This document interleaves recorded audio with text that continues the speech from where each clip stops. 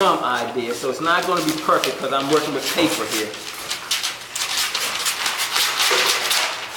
Okay, so we're starting off at a 1/2 inch.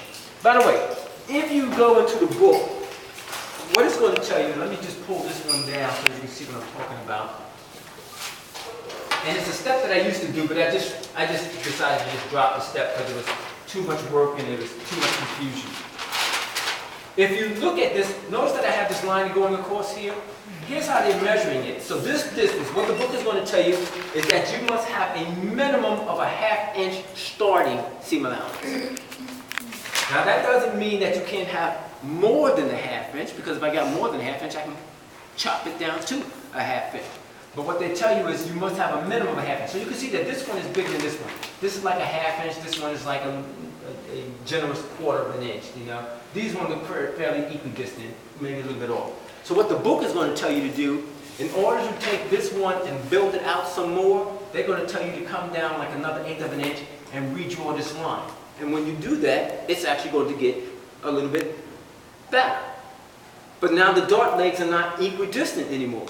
So despite the fact that the other 3 don't need an adjustment, you must adjust all of the seams. So if I come down 1/8 here, I must come down 1/8 here, and 1/8 there, and 1/8 there. And what was happening that is the students were just getting mass confusion because they were so busy trying to get that 1/2 inch that they say, because the book tells you if you don't get it with an 1/8, come down another 1/8. In other words, keep coming down until you finally reach that 1/2 inch. Well, people are all the way down here. You know, I'm like, well, you can't have a gusset that's all the way down at the elbow and down at the side seam. Well, you could, but that's not the idea. You're changing the design altogether. So even though it would be nice if you had a 1/2 inch starting, if you got a cheap 1/2 inch or 3/8, you're not going to die over it, okay? So we got a 1/2 inch even around the gusset itself, and we've got this uneven seam allowance here. Now, the first thing I will tell you is before you do anything, you must reinforce this corner because it will rip on you when you go to sew it. Remember, it's there being hinged by absolutely nothing.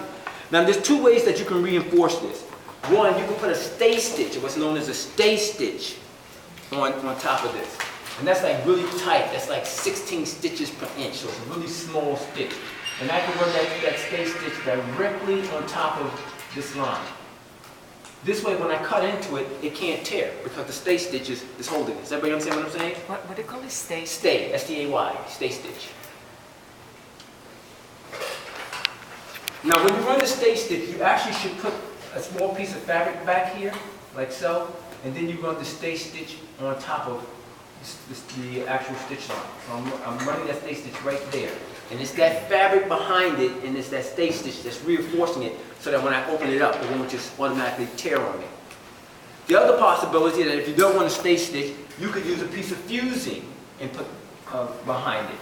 Now I'll tell you something about fusing. Fusing is actually a combination of steam and pressure. It's not so much the heat, it really is the steam and the pressure. If you wonder why on some of these garments the bonding comes off, it's not because they didn't have enough steam, but they didn't have enough pressure. So what you have to do with a piece of fusing is that you have to first iron the self to get it hot. Then you want to put the fusing on, and then you take and you put the iron on it, and then you put your whole body weight up like this, and you press the steam. So that you have the steam and you have the pressure. Okay, that's what's happening. The pressure is not there, so the glue will not break down. Okay, but once I get my body on top of it and I press that steam and I just hang on there, eventually that glue will start to break down and then it won't come off all over again. Okay, so stay stitch it or fuse it.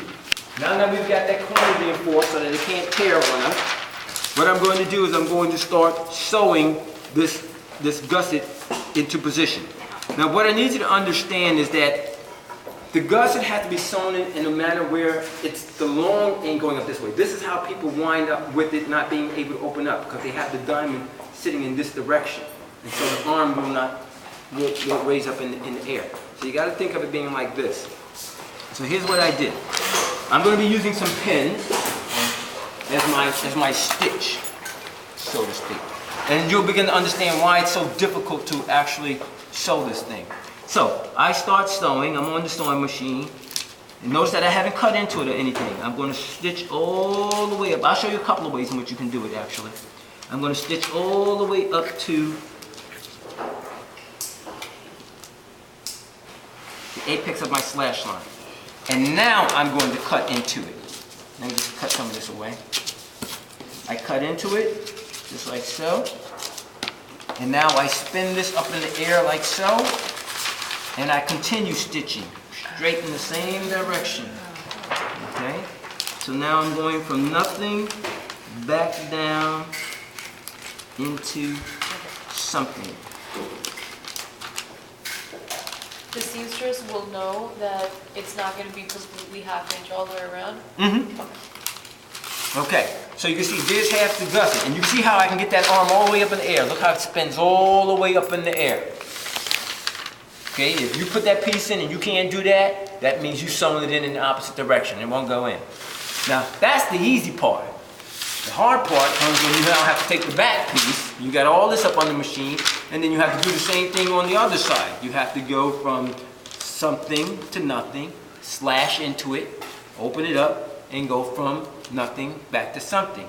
Then you finish off the side seam and the underarm seam. And then of course, then the overarm What do seam. you mean nothing back to this? Okay, because remember, my seam allowance is going from something to nothing back to something. So that's what's happening there. Now, most of you won't get this right. You bring it back to me, it'll look like this. Where when you turn it up in the air and you ball it up. Now, if you can't sew, and you know who you are, stop hiding. Second possibility is to stitch all the way up to the end and then do a lock stitch and then come back in from the other direction and come back up and lock stitch. So in other words, instead of turning it up in the air and trying to continue, I'm simply going in and locking it and going in and locking it, and this way I don't have to deal with that trying to spin it up in the air. The third possibility is to do what this person did, which is to separate the pieces into two. Well, rather than do that, I'll just cut it right here. Okay. So